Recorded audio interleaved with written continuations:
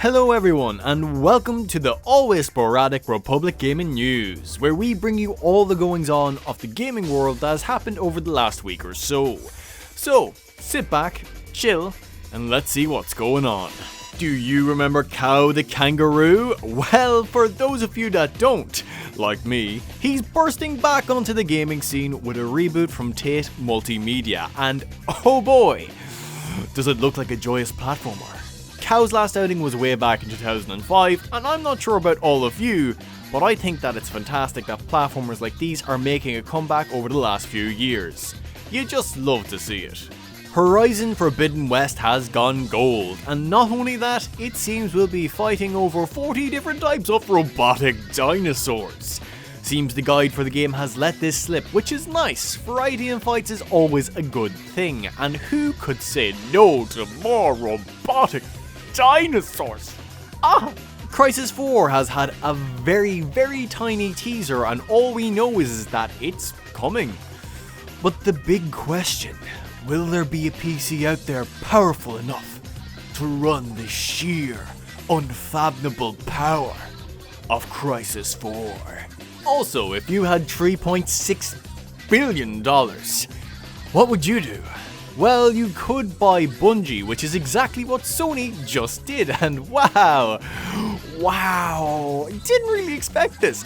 Now we just need to see who Microsoft picks next in this game of who can monopolize the gaming industry first.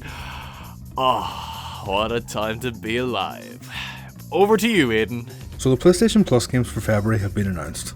If, for by any chance you would like to punch Conor McGregor in the face, or play a game that Randy Pitchford had anything to do with, then all PS4 and 5 owners will be able to pick up both UFC 4 and Tiny Tina's Assault on Dragon Keep: A Wonderland's one-shot adventure. And for the elite bourgeoisie that is PS5 owners, they'll be able to pick up Planet Coaster Console Edition and get themselves some sweet Theme Park World nostalgia. Or for people that have never played Theme Park World, get some really good theme park rating fun. I've actually played this game on PC, I'd recommend it, it's rather good. So now on to a story that I really want to talk about personally, and it's about Yu-Gi-Oh! Not the anime, but the actual card game. For anyone that's been on Twitch this week and thought to themselves, there's a lot of Yu-Gi-Oh! On here for some reason, that's because Konami surprise released Gi Oh Master Duel about a week and a half ago, and it's been doing incredibly well. Ignoring all the anime stuff that turns off a lot of people, the game has found its success by being a proper online simulator for the game, a la Magic the Gathering Arena.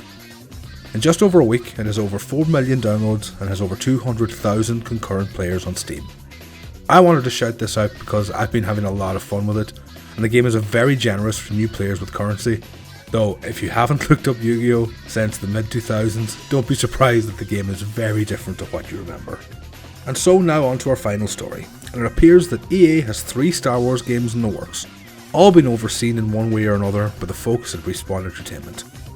The first of these is a sequel to 2019's very successful Jedi Fallen Order, directed by Stig Asmussen, I think I said that right, who was the person that led development on the first game. The other 2 are as of now untitled, and we have no idea if they fall into any previous Star Wars game franchises. But what we do know is that the first game is a first-person shooter being led by Peter Hirschman, co-creator of Medal of Honor and also previous vice president of development at LucasArts. The third game is a strategy game being developed by the recently formed dev studio BitReactor, which was formed by a number of Firaxis veterans best known for the XCOM franchise.